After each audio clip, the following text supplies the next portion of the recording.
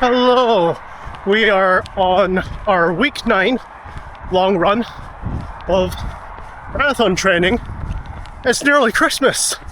It is 2 days until Christmas, but by the time you're seeing this, it is probably like April or something. Who knows when I'll put this out. Oh, there's a felled tree in our way. Are we going to get past this? Wait for no cars until we pass, or we find another route. Which way do we go? I think we continue going this way. But yes, today is 2 days until Christmas. By the time you see this, who knows what month it'll be. So hope you had a good Christmas and a good New Year. So last week I actually started a video of halfway through my long run, and I got to Hampden Park and I said I was going to continue the video, but then actually what ended up happening was it just started pissing down, as it does in this country. So instead of continuing the video, I just went, nah, I'm alright, thanks. It's just so wet and miserable. And I was just like, nah, I'm just gonna finish up this run and just finish the rest of the video another time. Training's actually going pretty okay. The long runs are getting longer, so I'm back to doing them in the morning again, which I hate. Much more used to running after having eaten lunch and waiting out for it to digest. So to do these on an empty stomach, and I don't like eating in the mornings. I'll do so for races, and I really should do them for the long run as well, but I don't really feel like it, to be honest. So I really should have no right to complain about running on an empty stomach. But yeah, back to doing these long runs in the mornings. But oh well, we do what we have to. And it's mostly just to avoid the dark, really, more than anything else. But this week is also a deload week, so it'll be a nice change of pace.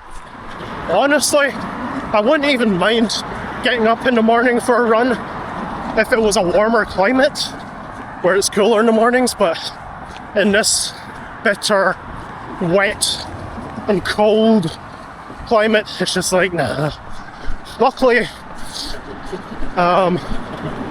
we'll be in Hong Kong a few weeks before Tokyo, so I'll be glad to do runs in the morning over there, and I can actually eat in the morning over there as well, so that'll be good practice. So a few weeks ago I was talking about my shoe journey, and I said that I was done buying running shoes for now, and then I'm pretty sure in that same sentence I retracted my statement and said that it was going to be a lie. I can now indeed confirm the fact that that was indeed a lie, a fabrication, a false statement. I have indeed since bought more running shoes as expected. So I'll talk about my experience and opinion of these running shoes, which you should take my opinion with a grain of salt. In fact, take it with a big bag of salt. In fact, just inject the salt right into your veins, because I am not in any way a good enough runner to really do shoe reviews or really talk about how good running shoes are. All I can talk about is how I feel running with them on as a slower guy. So the shoes that I picked up that I'll be talking about today are the ASICS Novablast 5 and the Adidas Evo SL. In fact, I'm wearing the Novablast 5 today, so let's talk about a bit of a comparison between the Novablast 5 and the Evo SL, shall we? So the two shoes, I actually picked them up, I think, within a week or two of each other. I got the Evo SL off of Sports Shoes, and I got the Novablast 5 off of Run Northwest, and I picked them both up with discount codes. The Evo SL actually had a limited release, I think some point last month, and they did a drop through the app. I didn't manage to pick it up through the drop, and then this time they did another limited release again through the app.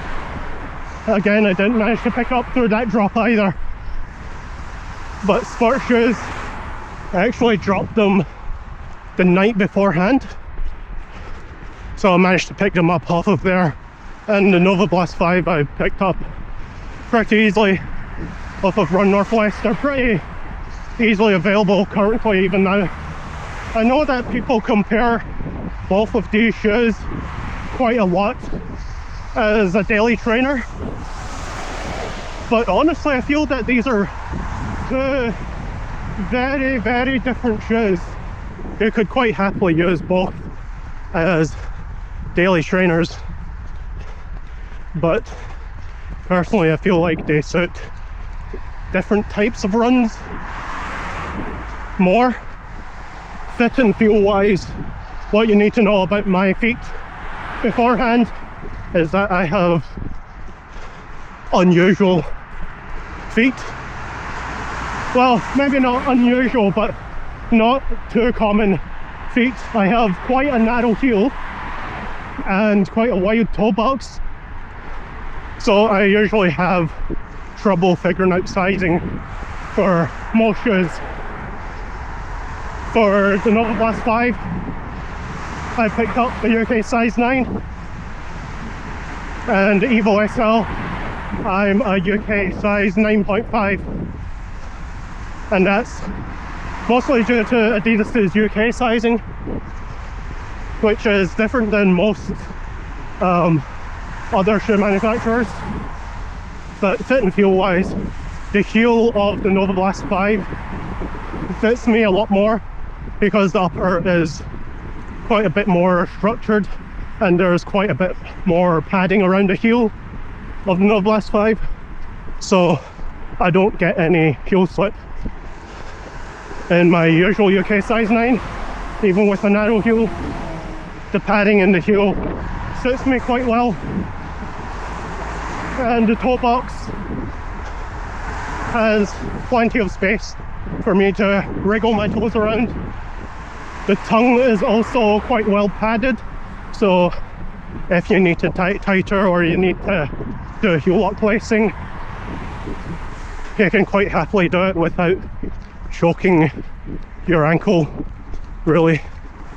The Novablast 5 also has quite a good step and feel because of the structured upper, and that's a big difference between the two shoes. The upper of the Novablast 5 is very structured. The upper is quite thick in comparison to the Evo SL, so that is one thing to consider between the two. I was supposed to be talking about the fit and feel, but I ended up talking a bit about the upper instead. But I feel like I can't really talk about fit and feel, especially fit, without talking about the upper a wee bit. So we'll just combine the two, I guess. The laces on the Novablast 5 are also quite thick and pretty long, so there's plenty to do heel lock lacing if you need it. The Evo SL, fit and feel wise, is a funny one.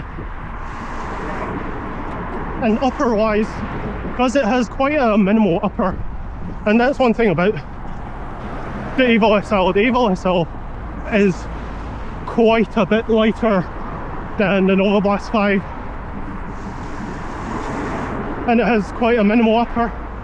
The upper, I feel, is not as minimal as something like the Adidas Pro 3, and I know that a lot of people complained about the upper of the Adidas Pro 3, so the Evo SL is, by comparison, quite a bit more structured, and I think that will fix a lot of issues with fit that some people are having. However, my funny feet are a completely different case, because with the Evo SL, because the heel is quite minimal, because the upper is quite minimal, step and feel isn't particularly great.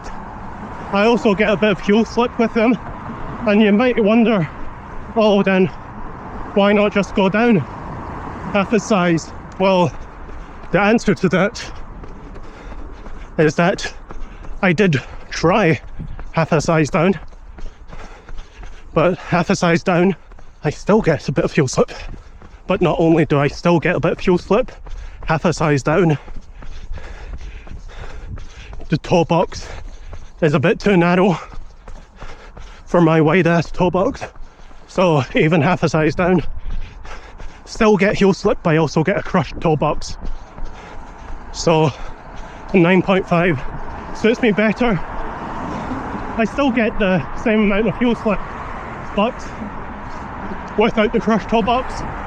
The laces are actually long enough to do heel lock lacing on the Evo SL, but they're quite thin, and the tongue on the Evo SL is also quite thin, but it's also quite short as well. So even if you do heel lock lacing, it kind of chokes your ankle a bit, it chokes the top of your foot a bit.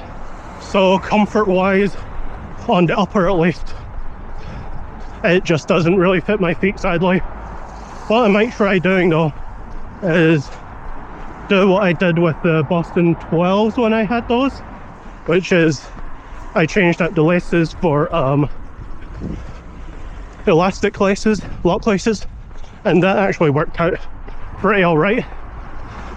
So I might try doing that to get a bit of a better lockdown. But yeah, I think fit wise it's not great for people with feet like mine, I think, but don't take my word for it, try it out yourself. And that goes for Novablast 5 as well. These fit my feet quite well, but they might not fit yours. Only way to know is to try them out yourself, really, which I mean is easier said than done, especially with the Evo SLs, because those are not particularly easy to get right now. Hopefully with a wider release in a few months, it'll be a lot easier to get. Hopefully. I'm hopeful. But we'll see. Because I do, even though it doesn't really fit my feet, I do think a lot of people will like them. If your heel isn't narrow as mine, or your toe box isn't as wide as mine. Underfoot feel for both is a different issue, because underfoot feel, I actually think both the shoes, both the Novablast 5 and the Evo SL, have pretty darn good underfoot feel. The Novablast 5 has quite a cushioned midsole, so you really do feel that cushion underfoot. It's not as cushioned as something like the Gel Nimbus, also from ASICS. It's firm enough that you can pick up the pace a bit, but cushioned enough that it feels like your legs are being protected, as a comparison to yet another ASICS shoe. The Superblast 2 are a bit firmer than the Novablast 5, but I feel for the Superblast 2 you can pick up the pace a bit easier than with something like Novablast, but it's different strokes for different folks. And the Evo SL has the light strike foam. It's very nice. It's firm. Well, it's firmer than the Novablast 5, but it doesn't feel so firm that it feels like your legs aren't being protected. Because even with the firmness, you still feel like your legs are being protected, but you also feel like you can pick up the pace quite a bit more with the Evo SL than with Novablast 5. Interestingly, even with the Novablast being more cushioned and the Evo SL being a bit firmer, the Novablast 5 feel more stable than the Evo SL. But I think that's down to the structured upper, and I also believe that the sole is a bit wider on Novablast 5. Grip wise, I haven't really had any issues with either shoe, even with the wet ground or with wet leaves or mud, really. But I also don't run at paces where it would be much of an issue. If you're going at faster paces, then it might be a bit more of an issue. But yeah, grip wise, both shoes are pretty okay for me. Maybe the grip on the Evo SL might be a wee bit better, but I haven't really noticed any issues anyway. Let's try running faster right through these wet leaves, see if it does cause much of an issue.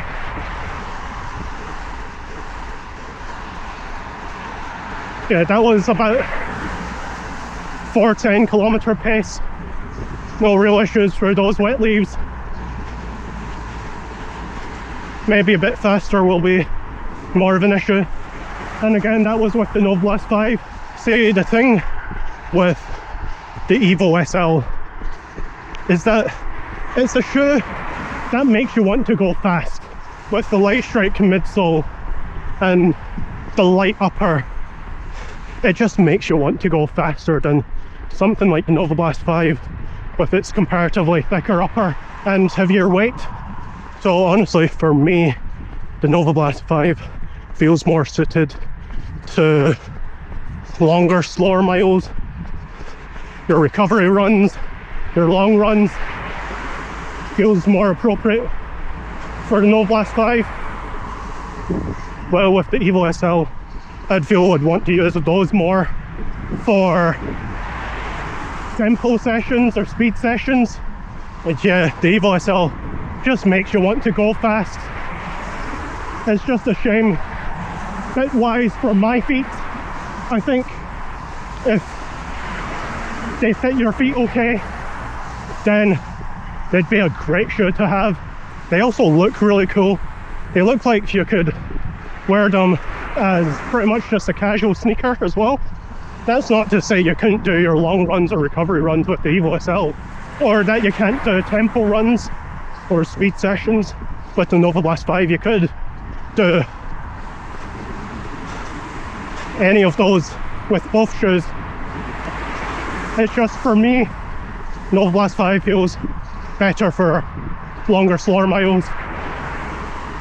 Evo SL feels better for tempo and speed, but both would suit any of those really.